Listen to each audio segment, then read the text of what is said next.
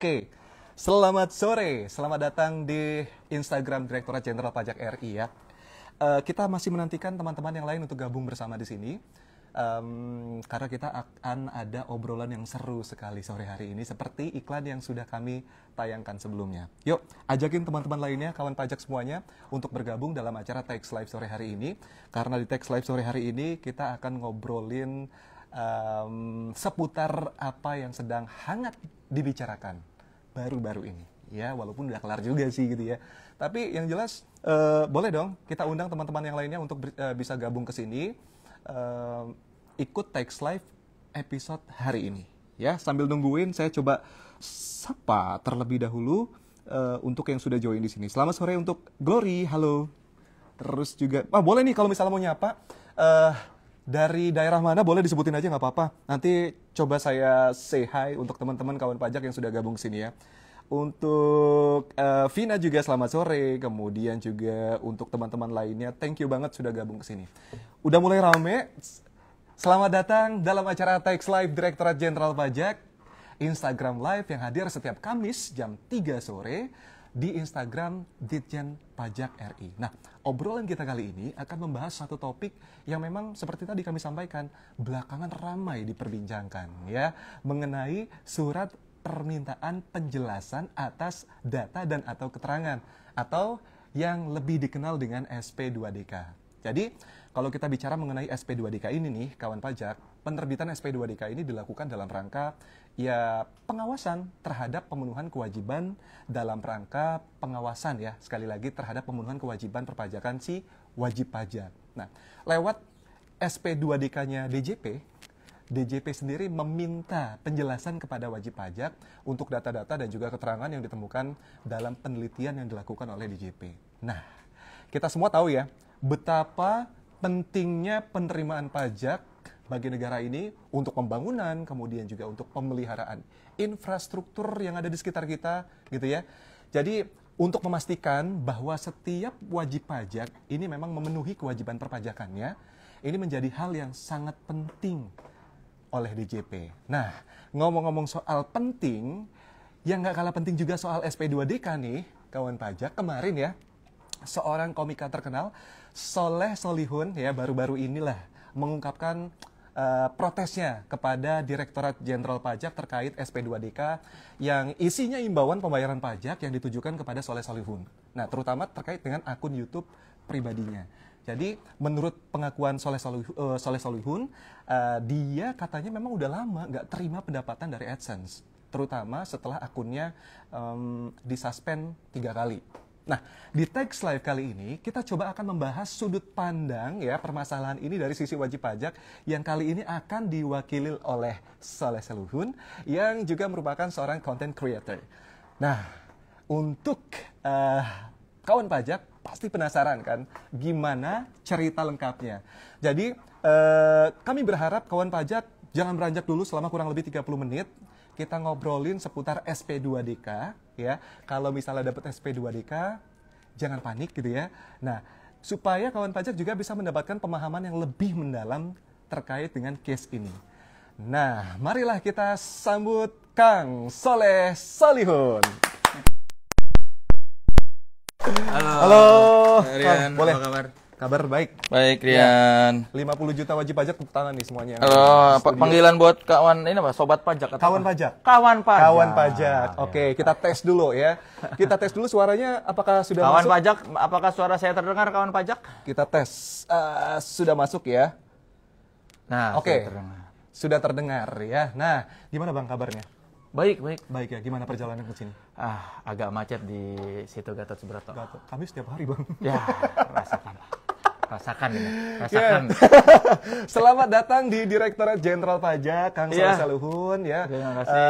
Sehat selalu. Alhamdulillah saya sudah sehat. Kemarin sempat tidak sehat. Alhamdulillah. Karena dikirim SP2DK. ini dia. Ini bener nih ya. Jadi gini, ini Kang. Pajak memang hal yang sangat penting. Iya. Ya.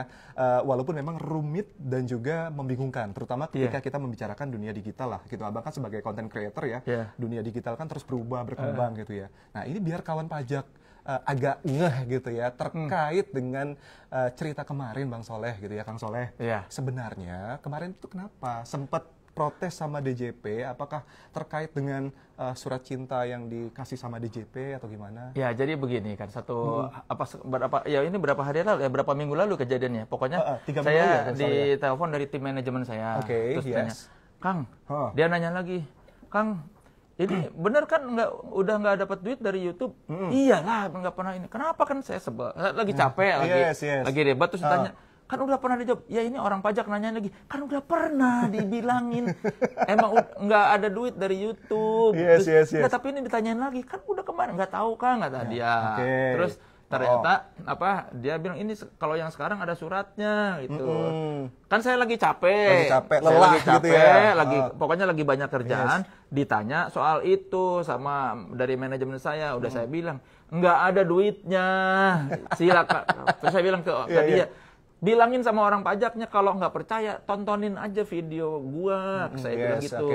Kalau ada iklannya baru kan kok bilangnya nggak dapat duit, nggak kan ada iklannya kan gampang, saya bilang tinggal dilihat ininya.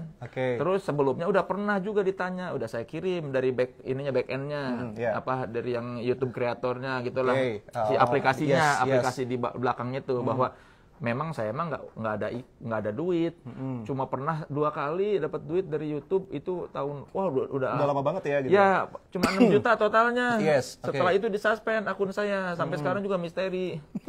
Jadi kan udah dibilang, ini saya berkali-kali ngomong, udah gitu saya tuh capek ngerangin.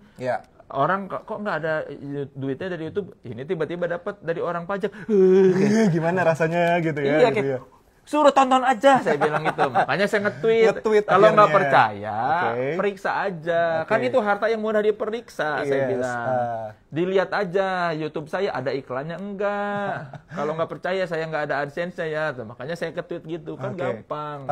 Beda kalau misalnya ditanya, lu penghasil kok bilangnya nggak punya mobil, tapi ini punya mobil, kan itu gampang, sesuatu yang bisa, misalnya lu bisa bilang, misalnya gitu saya bilang, saya nggak punya emas, misalkan bisa bilang, nggak punya emas. Tapi kalau misalnya ini kan gampang di-trace, bisa dilacak kebenarannya, ada iklannya atau nggak dari YouTube. Makanya saya waktu itu sebel, makanya saya tweet, saya tapi nggak mention Ditjen Pajak loh. Tapi rame ya, akhirnya sempat melewati masa-masa klarifikasi sama DJP gitu ya? Iya, terus sampai ke Mas Jubir. Sampai kementerian ya? Iya, terus saya diteleponin dari KPP Cilandak. Tapi setelah kita ngelewatin masa klarifikasi tadi gitu ya, gimana perasaan Abang? Ya ternyata mudah ya. Maksudnya kan saya dapat SP2DK. Ternyata dia tuh cuma minta surat tanggapan. Surat tanggapan beserta bukti. Mungkin ternyata kalau setelah ditelusuri kan ini ganti AR.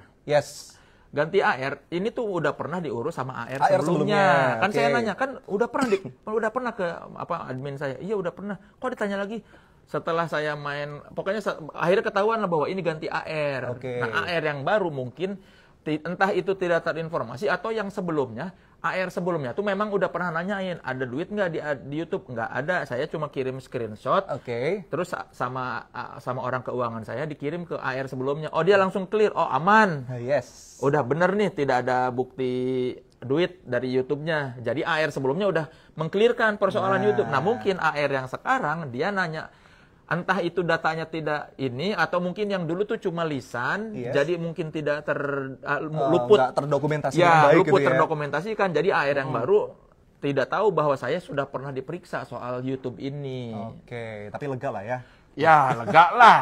Siapa yang nggak lega tiba-tiba ditanya duit terus, duit apa? Iya, nah itu ini kan soalnya menakutkan. Wah, kalau saya menakutkan nggak nih, Kang? Enggak, ternyata orang-orangnya enggak. Tapi institusi yang menakutkan. Orang-orangnya marah-marah, cuma kan saya waktu ada orang abis saya bilang, Kang, orang pajak sampai nelpon.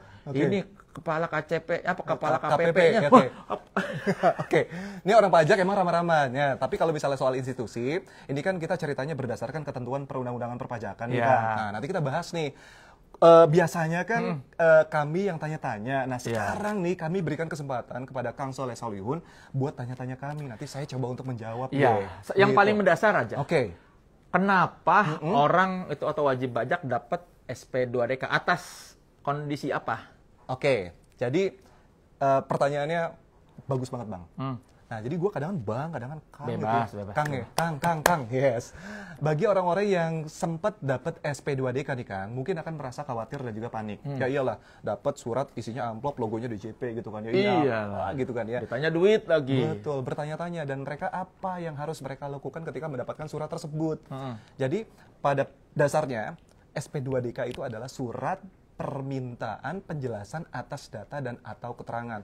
Panjang banget nggak tuh? Iya. Makanya kita singkat SP2DK. Iya. Istilah-istilahnya juga kan kayak menakutkan. Nah, makanya dalam hal ini SP2DK ini memang diterbitkan oleh DJP untuk wajib pajak karena memang berdasarkan data yang ada dalam sistem informasinya DJP, ada kewajiban perpajakan yang memang belum sesuai dengan ketentuan gitu loh. Jadi di sistem muncul gitu. Mungkin si AR yang baru ngelihat data saya, terus kok ini nggak ada soal YouTube. Nah, padahal si Soleh kan YouTube-nya banyak subscribersnya, mungkin gitu ya. Nah, jadi bisa jadi. Kayak gitu mungkin ya. Bisa jadi. Tapi terus kenapa SP2DK itu diberikan gitu loh. Jadi tadi kan nanya kenapa bisa jadi ada SP2DK gitu ya. Pada dasarnya fungsi dari SP2DK ini adalah untuk memberikan kesempatan kepada Kang Soleh Salihuun, kepada wajib pajak dalam melakukan self-assessment perpajakan dalam bentuk review ataupun klarifikasi terhadap kewajiban perpajakannya. Dapat surat, terus isinya kan data-data nih, benar diklarifikasi atau enggak gitu loh. Justru mau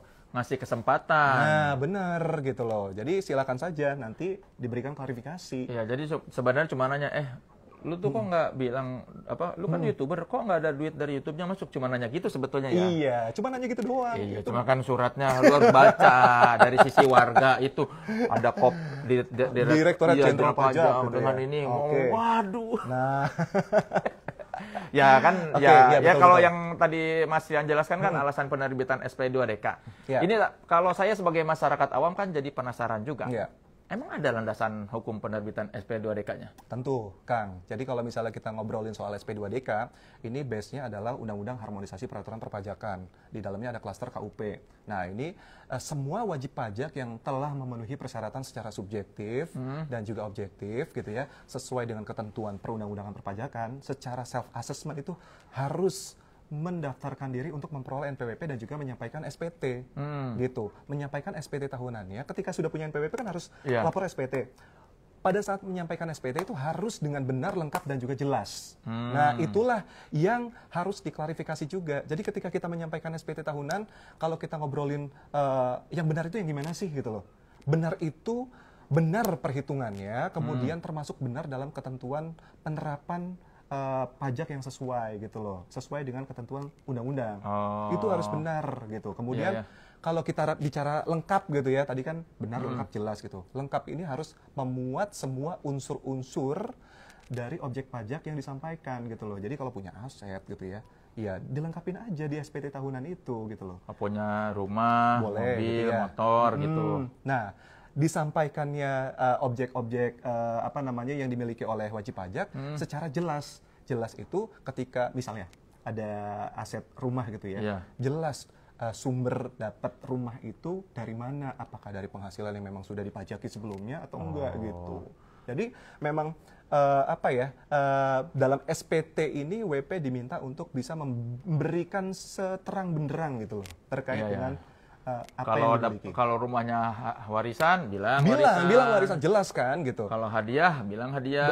Betul. Terkait dengan kebenaran tadi juga, kalau misalnya perhitungan pajak gitu ya, kita menggunakan tarif yang benar, harus yang benar juga gitu loh. Iya, supaya sinkron antara pendapatan dengan ini ya, kekayaan gitu. Nah, itu dia. Ini makin paham nih. Ya paham, cuma begitu ngitungnya pusing. Banyak ya nih? Enggak sih, amin aja. Jadi sebetulnya yang pemahaman yang harus diketahui sama warga tuh itu sistem perpajakan kita itu tadi apa? Self-assessment. Jadi self-assessment itu mandiri ya? Secara mandiri. Iya, jadi misalnya saya menghitung sendiri. Betul. Ngasih tahu nih pendapatan saya setahun ini segini. Iya. Terus nyetor sendiri pajaknya, terus laporin sendiri. Betul. Nah, jadi ibaratnya sistemnya kepercayaan dulu ya dari Dirjen Pajak. Oke, si Soleh bayar sekian juta setahun. Orang pajak percaya, oke, Soleh Solihun bayar pajak setahun ini. Nah, kalau ternyata di kemudian hari ada, kayaknya kurang nih, kok lu cuma lapor segini, baru ditanya. Nah, Soleh bener nggak bayar pajak setahun segini? Kayaknya kurang deh gitu. Baru kalau misalnya saya bener kok, nih ini buktinya gitu ya. Iya bener Bang, tapi sebenarnya gini, DJP itu nggak ujuk-ujuk nerbitin SP2DK kok, gitu. Jadi dasar aturannya ada, yang tadi kita sebutin undang-undangnya gitu ya. Tapi kita juga punya juknis di dalamnya, internal kami gitu ya, terkait bagaimana kita melakukan pengawasan kepatuhan wajib pajak. Pengawasan nggak tuh? Nah, jadi seperti pengawasan kepatuhan wajib pajak. Aduh, istilah-istilah kalian ini bikin serem warga. Enggak. Tapi itu tadi, kita kembali lagi ke prinsipnya. Kalau misalnya SPT-nya sudah diisi benar, lengkap, jelas, jadi sebenarnya Kang Soleh nggak perlu khawatir. Gitu nah, ini kan SP2DK itu kan permintaan penjelasan soal data. Yes. Berarti yang diklarifikasi ke wajib pajak itu data-data wajib pajak yang dimiliki oleh kalian. Betul. Kantor Dirjen Pajak. Jenderal Pajak, ya. Nah, DJP ini dapat data-datanya dari mana? Ini dia yang harus diketahui oleh kawan pajak.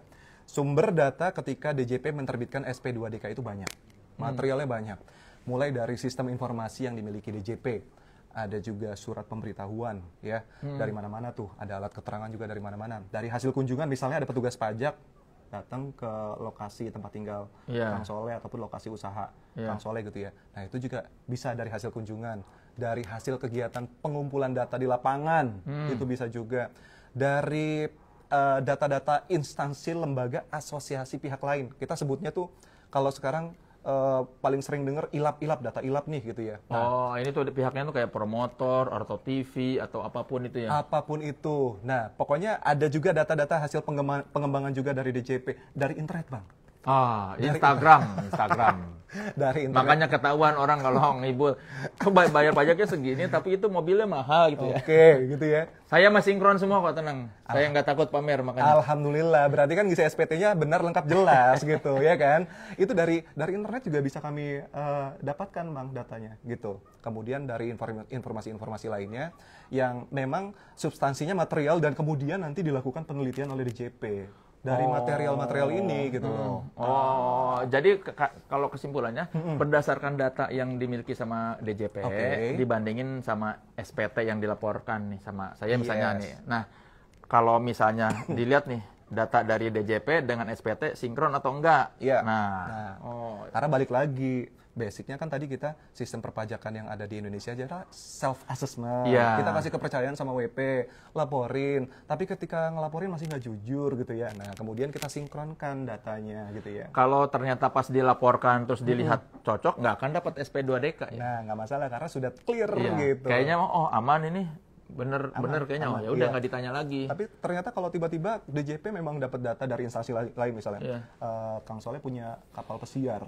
Wah, amin. Atas nama Kang Soleh. Masih kapal besar saya nggak mau. Saya mau kontrakan aja 100 pintu lah. Kontrakan 100 pintu, amin. Ngalah-ngalahin yang 450 kemarin ya? Ada 450 pintu ya?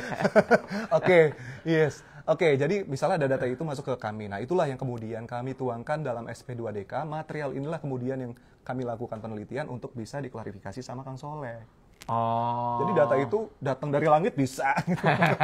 Enggak. Datanya itu tadi ya, material-material yang sudah kita sebutin tadi. Gitu.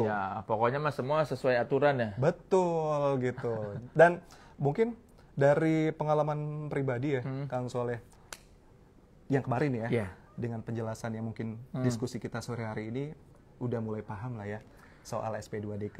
Ya, akhirnya ya setelah saya ngobrol dengan KPP Cilandak, ngobrol dengan tim humas, sekarang di sini. Jadi tapi kalau nggak gitu kita nggak ngobrol, Kang. Iya, cuma kan deg-degan dulu awalnya. Saya tuh, kalau ada kata-kata pajak tuh serem. Kalian ini perlu diperbaiki citranya supaya ramah gitu. Ini udah ramah loh. Iya, orang-orangnya ramah, tapi kan image institusinya itu yang perlu diperbaiki. Oke, ini masukan buat kami, nggak apa-apa. Jadi kawan pajak ya, terkait dengan hal ini memang nggak cuma Kang Soleh kok yang bilang kayak gitu. Banyak kok di antara wajib pajak lain yang juga bilang seperti itu. Iya, intinya mah sebetulnya kita wajib pajak nggak usah panik ya.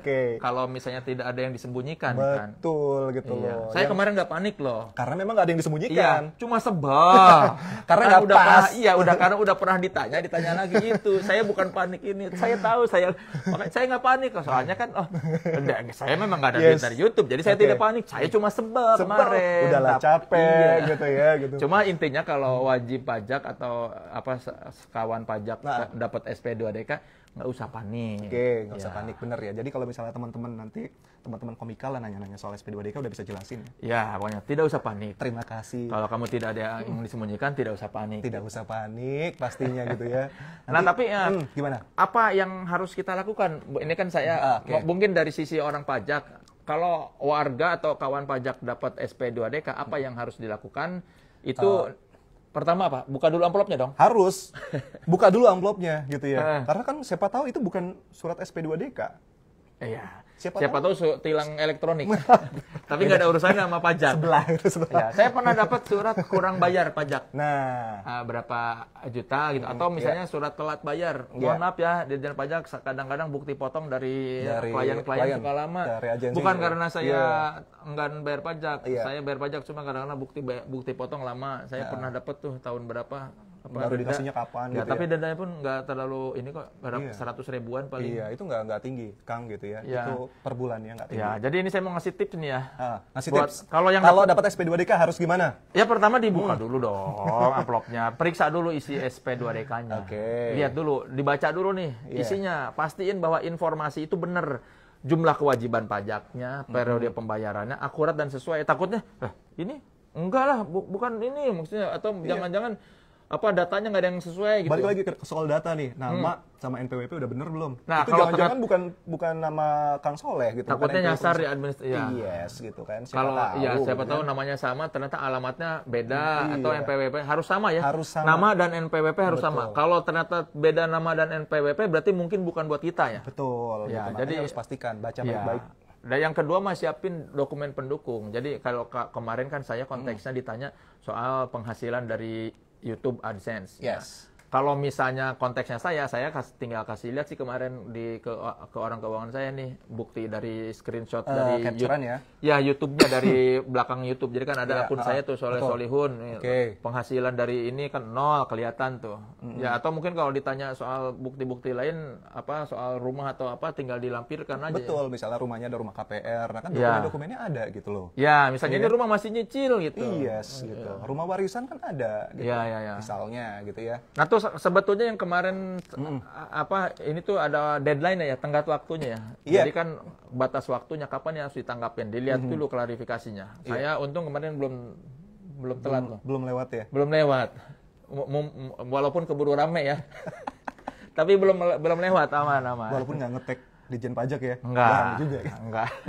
Karena Kang Soleh Solihun itu magnet gitu. Apapun yang di-tweet itu rame gitu ya. Kecuali nge-tweet kerjaan, nggak pernah ditanggapin. Saya promo film, wartawan diem aja. Saya promo film, followers nggak ada yang respon. Begitu saya bilang ini orang pajak, nggak ini rame. Wartawan nelpon, nggak DM, WhatsApp. Tapi kita makasih banget loh. Kalau nggak kayak gitu, bener-bener saya nggak ketemu Kang Soleh gitu ya. Next kalau diundang lagi mau ya. Jangan sering-sering lah. Oh, jangan sering-sering. Mantap kali. Jadi dilengkapin dikit lah ya. Ketika memang kita nih Kang Soleh diberikan kesempatan untuk bisa menyampaikan penjelasan atas SP2DK yang kita sebut tadi klarifikasi ya, gitu ya. Nggak usah takut bukannya klarifikasi. Itu ada jangka waktunya paling lama 14 hari. Makanya tadi Kang Soleh kan, belum lewat ya, belum dari 14 hari. Itu gitu. Cuma dalam waktu 2 hari apa 3 hari setelah SP2DK langsung ramai kan. Iya. Betul. Tapi sebelum saya ketemu ke KPP Cilandak juga udah saya selesaikan. Nah, tapi Kang, 14 hari itu adalah hari kalender dari tanggal SP2DK itu. Iya, bukan hari kerja ya. Oke, hari kalender. Kalau hari kerja kan Sabtu Minggu nggak dihitung gitu ya. Kemudian bisa juga dihitung dari tanggal kirim SP2DK kalau kirimnya kantor pajak lewat pos, lewat ekspedisi ataupun lewat kurir. Tapi yang penting ada bukti pengiriman suratnya gitu loh, bahwa kita terimanya gini kok tanggalnya gitu ya. Kemudian atau tanggal penyerahan SP2DK secara langsung kepada wajib pajak gitu. Dan WP sendiri gitu ya, ini melengkapi yang tadi Kang Soleh sampaikan ya tipsnya.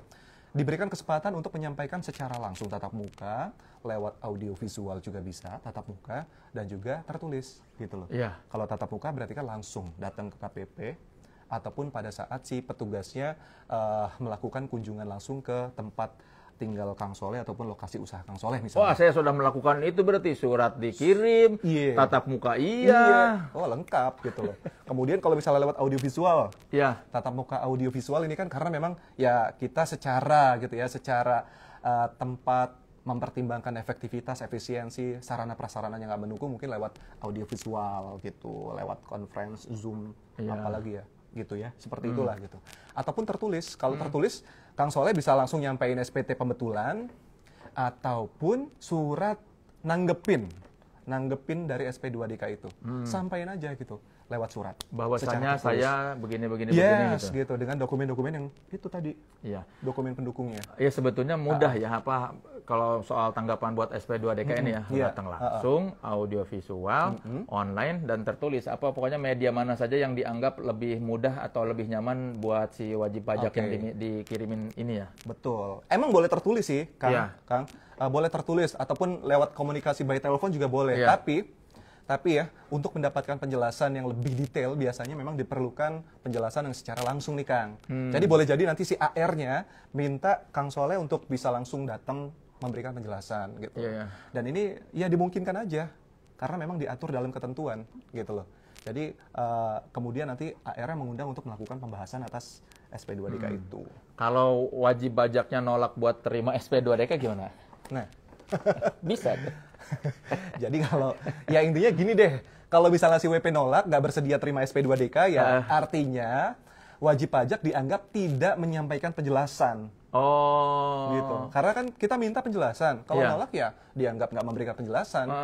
Ataupun kalau misalnya WP-nya nggak bisa dikunjungin, WP-nya nolak buat dikunjungin, terus nggak kasih penjelasan waktu dikunjungin.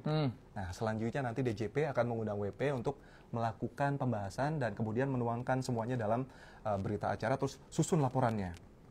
Semua itu kan berjenjang ya, Kang ya. Jadi kita sudah panggil, kita SP2DK dulu, nolak, kemudian panggil untuk pembahasan gitu ya. Nanti sampai dengan kita susun laporan, dan laporan ini nanti kita dapat simpulan nih, apakah nanti ada kalau mangkir-mangkir mulu gitu ya. Kalau memang nanti ternyata gitu ya ditemukan data-data atas penelitian gitu ya, penelitian material-material tadi gitu ya, maka sampai untuk dilakukan pengujian atas pemenuhan kewajiban perpajakannya, maka sampai situ nanti bisa sampai dengan pemeriksa. Itu usul pemeriksa? Ini tapi itu rangkaian akhir dari SP2DK? Rangkaian akhir ya. Jadi kalau misalnya memang WP-nya nggak ngerespon gitu ya, maka untuk pemenuhan kewajiban perpajakannya sesuai tadi prinsipnya kan self assessment gitu ya. DJP kemudian melanjutkan ke tahap pemeriksaan sebagai tindakan tahap lanjutan dari pengawasan yang tidak ditanggapi oleh si WP.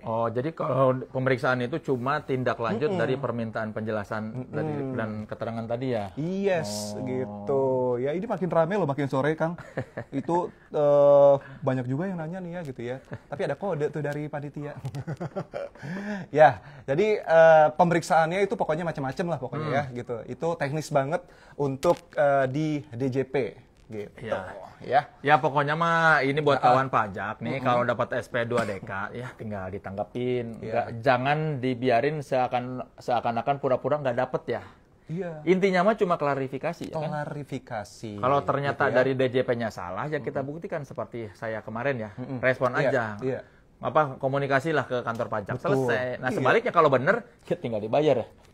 Kalau kurang bayar, hitungannya kurang bayar, baru kita mau melakukan. Kalau ternyata saya lupa mencantumkan, mohon maaf, bayar aja gitu. Silakan gitu ya, pokoknya diselesaikan saja gitu ya. Gitu. Toh nggak akan dimaki-maki kan? Enggak. Yang dimaki-maki kan kalian ya sama warga.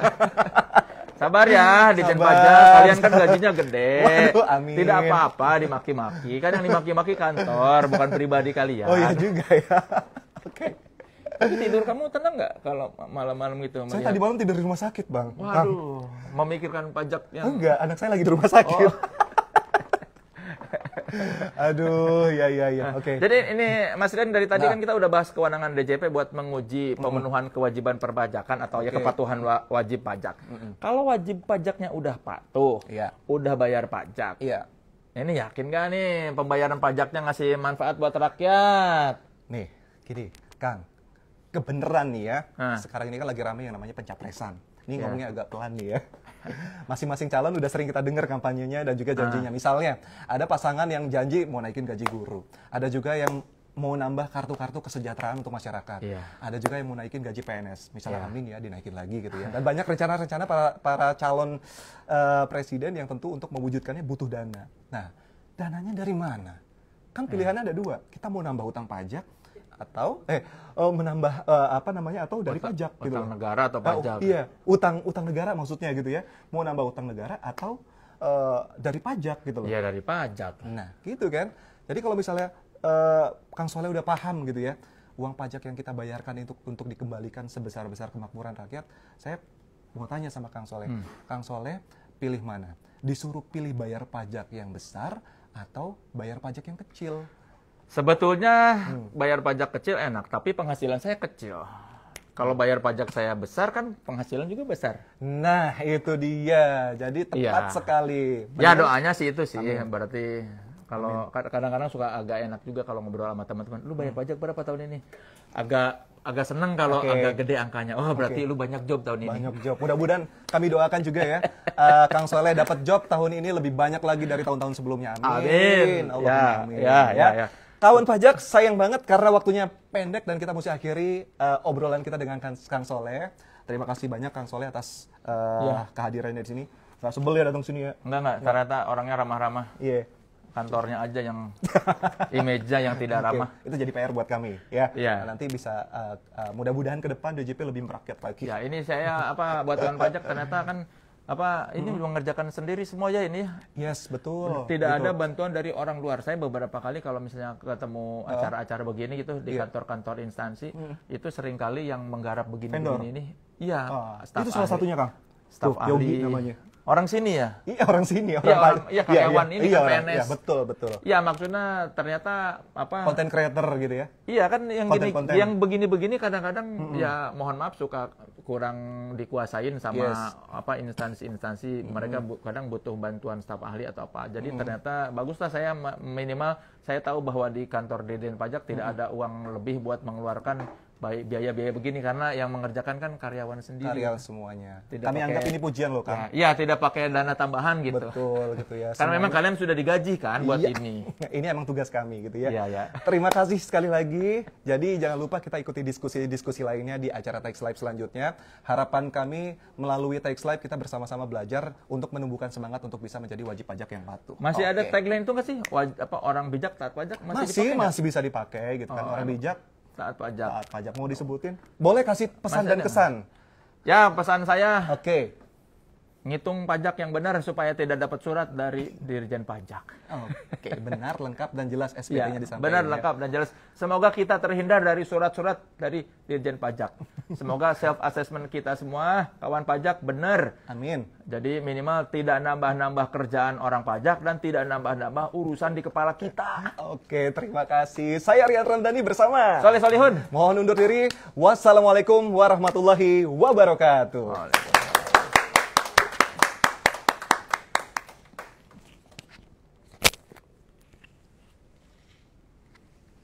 Data konkret keburu habis.